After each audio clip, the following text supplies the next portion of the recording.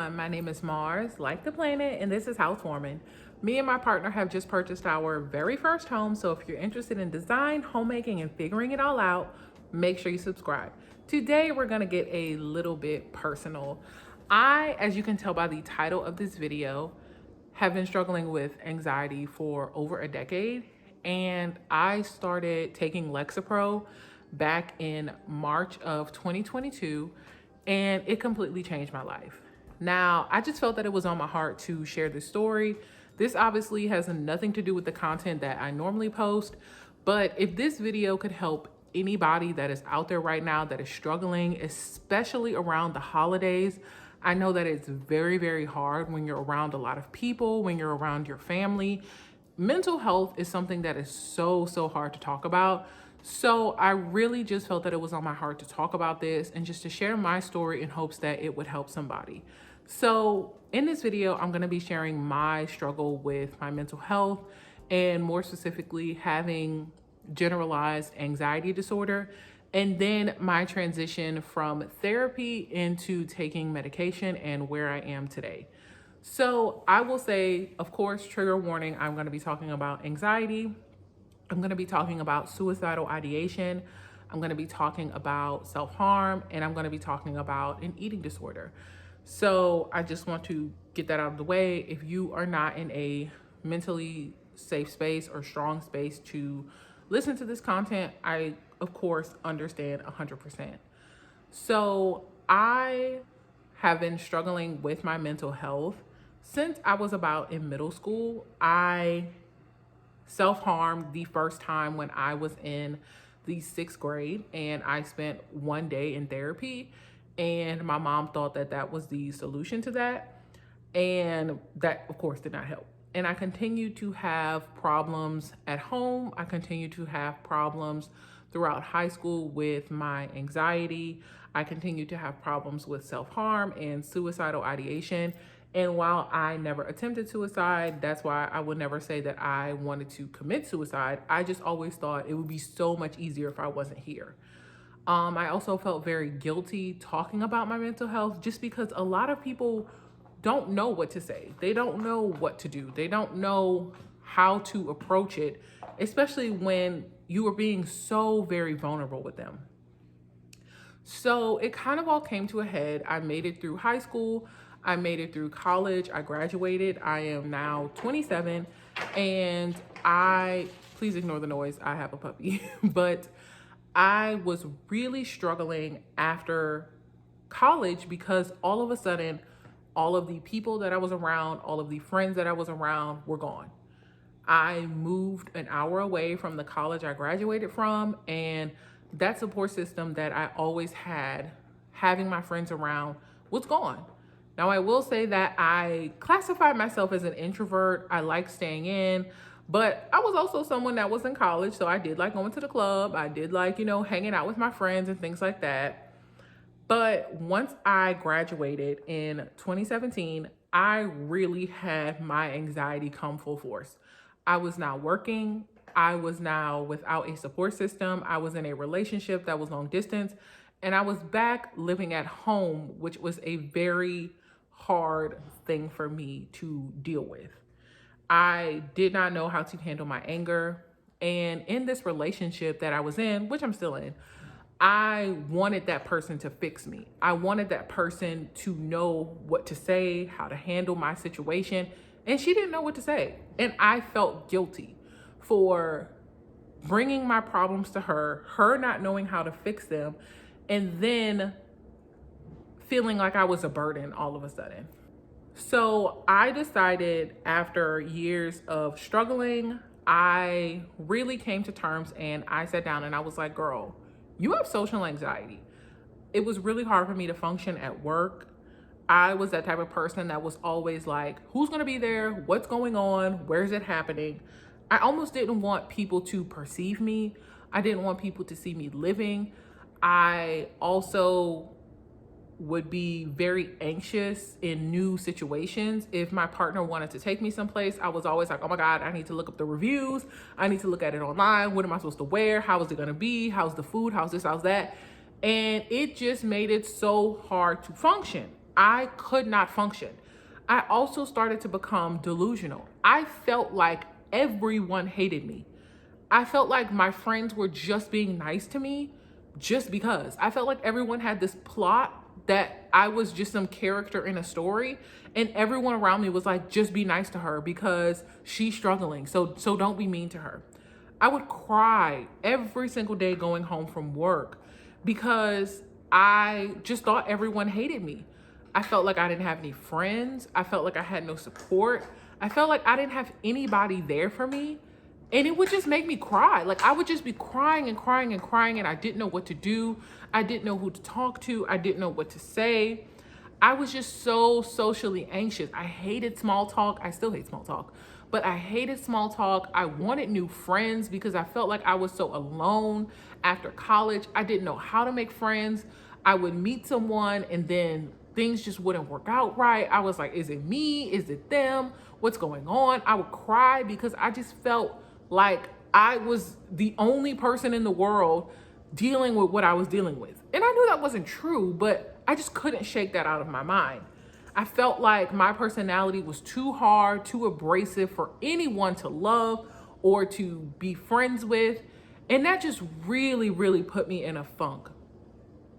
In 2020, I started to intermittent fast in hopes to lose weight, and I developed an eating disorder from it. Now I can do a totally separate video about having an eating disorder, and I won't touch on that just because Lexapro did not help me with my eating disorder, and I'm still struggling with it to this day. But I developed a deep anxiety around food. So I decided to go to therapy. I had a lot of trauma from my childhood. I had a lot of trauma at home. I had a lot of verbal abuse going on. I had a lot of just unhealed trauma that I needed to get through. I wanted to find a real solution to my anxieties. And I went to a therapist. She was a Black female. And I went and I found that though it was my first time going to therapy, it was in person. I just felt like things weren't working out. It just didn't feel right. And I really started to question if therapy was working. I felt anxious because I was like, I'm in therapy, this has to work. Like, I don't want to be in therapy for too long because the people are going to know, they're going to think I'm crazy. I just need to get through therapy. And I just felt like she wasn't hearing me. I felt like she wasn't listening. And one day I missed my session. I just completely forgot about it. And she never called. She never checked up on me. She never asked if I was okay.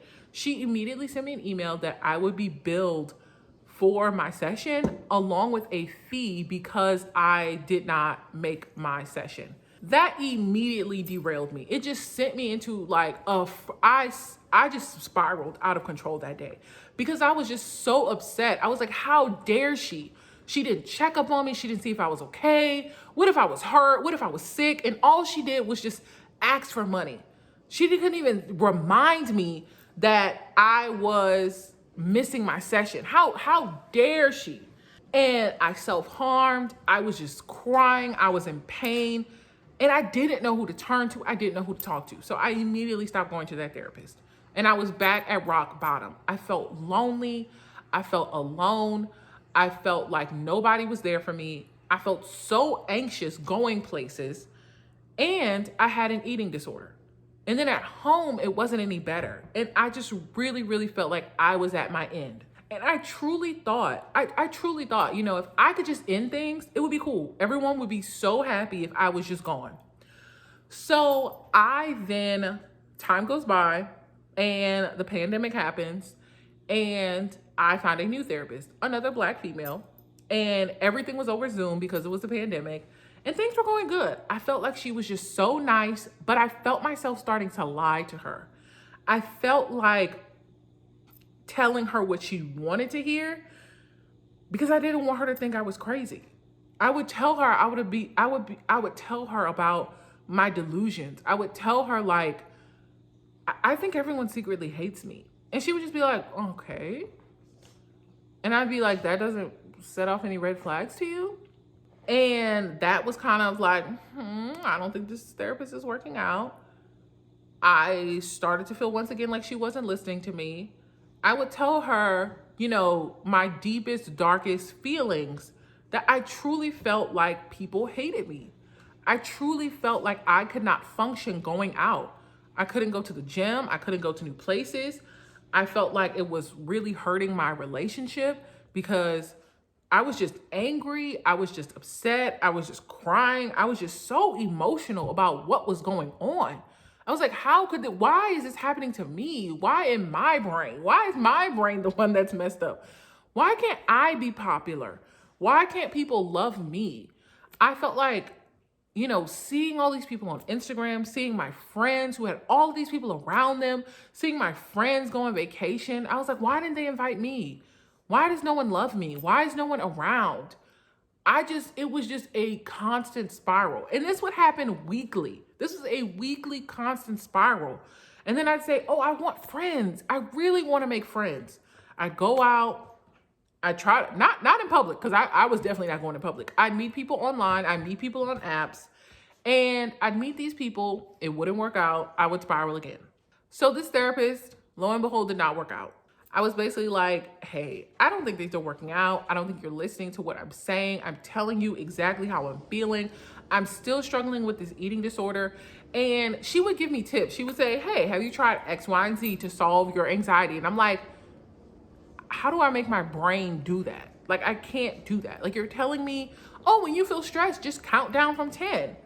How? Like when I am having a panic attack, when I am going through it, when I'm spiraling, my brain is not listening. My brain is on a whole nother planet. My brain is not going to count down from 10. My brain is not going to practice any grounding techniques that you're telling me, ma'am. It's just not happening. How do I make my brain do what I want it to do? And she didn't have an answer. And I was just like, So she suggests that I go on medication. And I was like, absolutely not. I don't want to be on medication. She was like, well, why don't you see a psychiatrist? I was like, I don't want to be on medication. I'm going to not be like myself. I'm going to be too dependent. I'm going to be a zombie. I'm going to be a crackhead. People are going to find out I'm on medication and think that I'm crazy. And I was like, I don't want to be on medication. Absolutely not. I want to heal my anxiety the natural way. I felt like being on medication was an easy way out. I felt like it was like people who have plastic surgery instead of actually going to the gym, which in case nothing is wrong with that. But that's how I felt, that I was taking the easy way out. So I stopped going to that therapist and I found another therapist.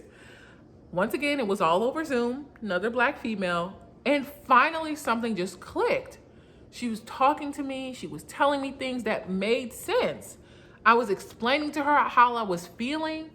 And she was like, yeah, girl, that's anxiety. Yeah, girl, you're anxious. Yeah, girl, that's because you have an anxiety disorder. Yeah, girl, that's because you're delusional. That's why you feel that way. And I was like, oh. And she would ask me questions. She would say, hey, so tell me about your childhood. So tell me about this. And I'd be like, I can't remember. I can't remember a single thing about this part of my life. And she would be like, yeah, when you have anxiety, that, can cause memory loss. And I was like, are you serious? Like, I had no idea. Or I tell her, I feel, X, Y, and Z. She'd be like, yeah, that's anxiety. Anxiety does cause those things. And I was like, so once again, as we're talking, she brings up medication. And she's like, hey, I really think that, what you're struggling with, your social anxiety, you can't go out, you can't go to the gym, you can't hang out with friends, you can't go into new situations, you're panicking going to concerts, you're panicking going to the club, you're panicking doing all of these things, you have delusions about people that care about you. I really think you need to be on medication. I really think that you need to try to be on medication. And I finally was like, why? And she said, because just like anybody else who has any type of sickness, you're sick and you need help. And as much as we can try, different, techniques, you need to be on medication as well. And then you'll get to do the techniques. And I was like, you're kind of making sense. So I went to my doctor and she prescribed me Lexapro. First, she prescribed me the 10 milligrams. And I only had symptoms maybe like the first week. I had a really dry mouth. No, one symptom that I had for a while was excessive sweating, but we'll get to that.